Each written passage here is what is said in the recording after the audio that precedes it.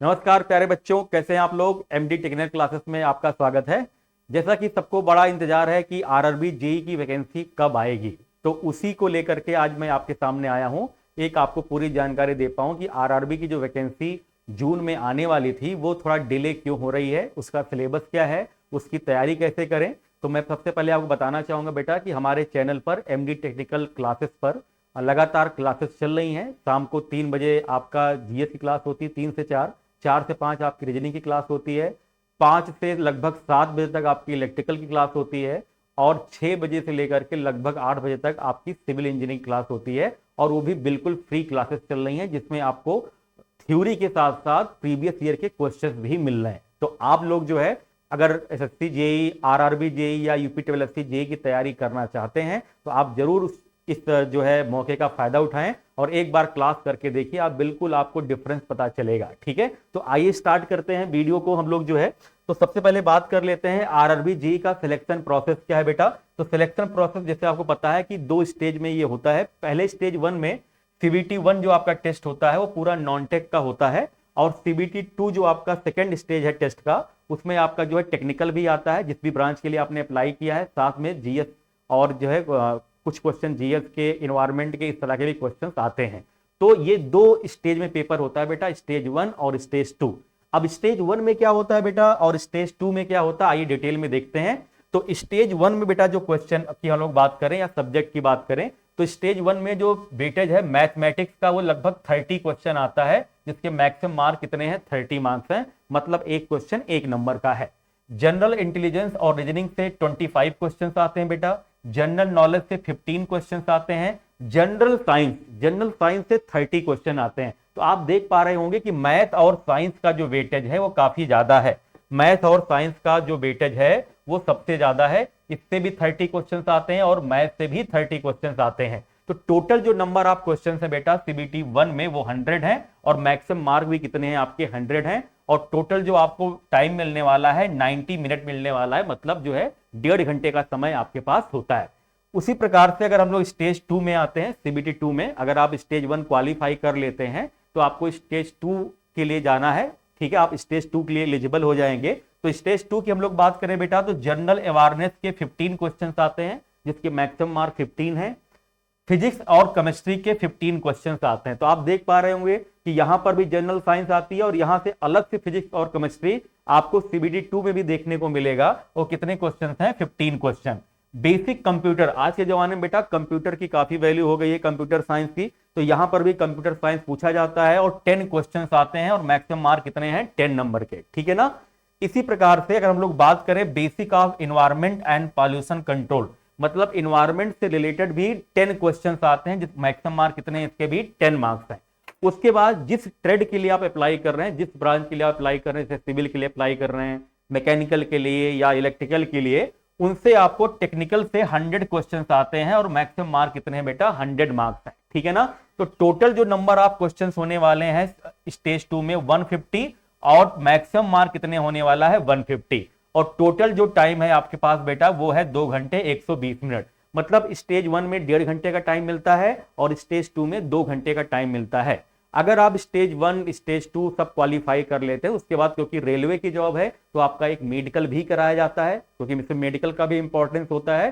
तो जो भी मेडिकल से रिलेटेड इशू हो सकते हैं वो सब कुछ दिया रहता है कि क्या क्या आपको करना है, वो आप बनवा सकते हैं। तो मतलब क्या है कि इसका सिलेक्शन का प्रोसेस क्या है कि पहले आपको स्टेज 1 क्वालिफाई करना है, स्टेज 1 क्वालिफाई करने के बाद आपको स्टेज 2 क्वालिफाई करना है, फिर आपकी मेरिट बनती है, उसके बाद आपका मेडिकल होता है। तो ये पूरा प्रोसेस है रेलवे की जॉब के लिए, आरआरबी जेई के लिए। ठीक है ना।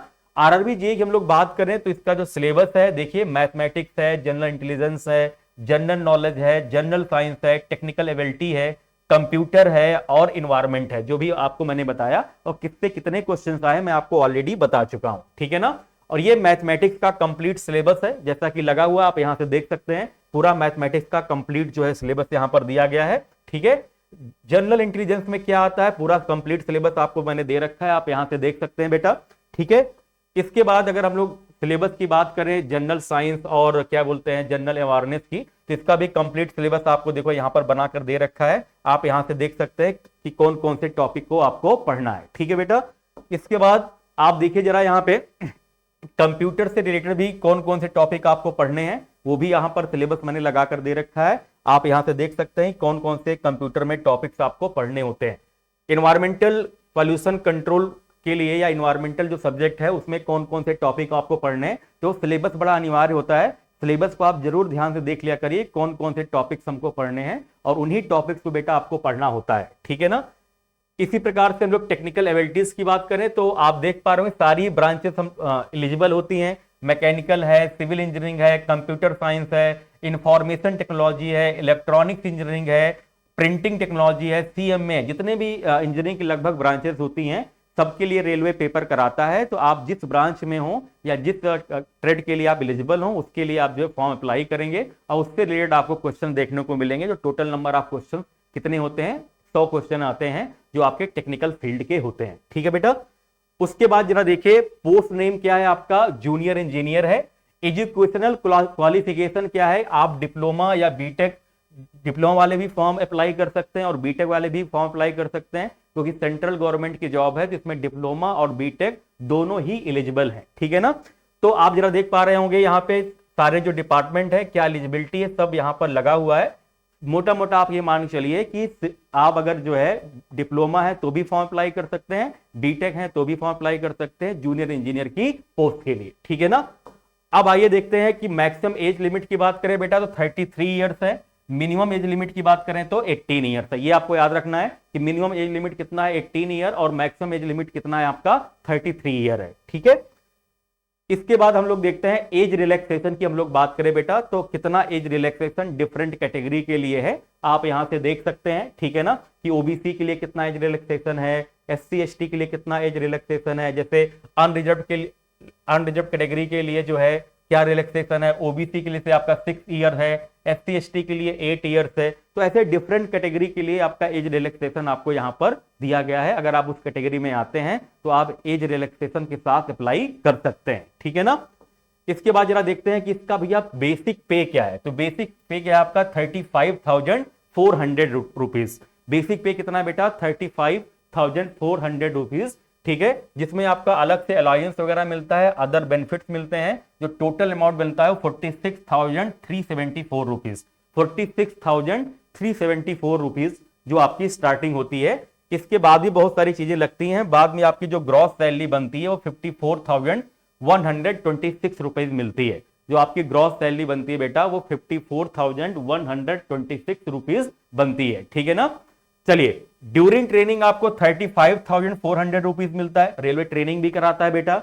और आफ्टर ट्रेनिंग आपको लगभग 42,000 सैलरी मिलती है। आफ्टर ट्रेनिंग आपको लगभग 42,000 सैलरी मिलती है, ठीक है। ये तो हो गई सैलरी की बात बेटा। अब जरा हम लोग सबसे जो हमारा इंपॉर्टेंट टॉपिक है कि इसका नोटिफिकेशन कब तक आएगा।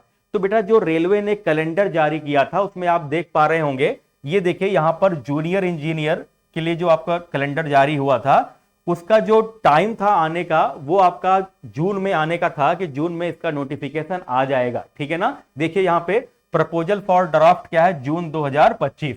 तो जून 2025 तक नोटिफिकेशन आ जाना चाहिए था, लेकिन किसी कारण से नोटिफिकेशन नहीं आ पाया। उसका कारण क्या है कि आपको पता था बेटा कि आरआरबी सीबीटी 2 का जो पेपर था वो कई जगह पर कैंसिल हो गया था, जिसकी वजह से थोड़ा सा ये नोटिफिकेशन में डिले हो रहा है, ठीक है ना। लेकिन नोटिफिकेशन जो बहुत डिले नहीं होगा। मेरे ख्याल से जो नोटिफिकेशन आने का समय है वो लगभग आपको सितंबर से अक्टूबर के बीच में नोटिफिकेशन देखने को मिल सकता है, ठीक है। तो लगभग सितंबर लास्ट तक या अक्टूबर के फर्स्ट वीक में आपको नोटिफिकेशन देखने को मिल जाएगा, ठीक है। जो आरआरबी ने कैलेंडर जारी किया था उसके हिसाब से थोड़ा डिले हो गया क्योंकि सीबीटी 2 का पेपर कैंसिल हुआ था, ठीक है ना। तो सितंबर में या अक्टूबर में आपको नोटिफिकेशन देखने को मिल सकता है। तो आप लोग नोटिफिकेशन का वेट बिल्कुल मत करिए बेटा, तैयारी करते रहिए क्योंकि नोटिफिकेशन आने के बाद फिर आपको बहुत टाइम नहीं मिलता है। तो आप जो है तैयारी करते रहिए, ठीक है, और जिससे आप लोग जो है आने वाले पेपर में अच्छा स्कोर करके जूनियर इंजीनियर बन सके,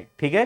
तो आई होप आपको ये इन्फॉर्मेशन अच्छी लगी होगी। अगर आपको ये इन्फॉर्मेशन अच्छी लगी हो तो हमारे एमडी टेक्निकल क्लासेस को जरूर सब्सक्राइब कर लीजिए, ठीक है। और इस पर मैंने बताया कि लगातार क्लासेस चल रही हैं जिसकी टाइमिंग शाम को 3 बजे है, ठीक है। शाम को 3 से 4 जीएस चलता है, 4 से 5 रीजनिंग चलती है और 6 बजे से 5 बजे से इलेक्ट्रिकल इंजीनियरिंग क्लास चलती है और 6 बजे से सिविल इंजीनियरिंग की क्लास चलती है। तो थैंक यू सो मच बेटा, ऐसे इंफॉर्मेशन आपको लगातार मिलती रहेगी हमारे चैनल के माध्यम से।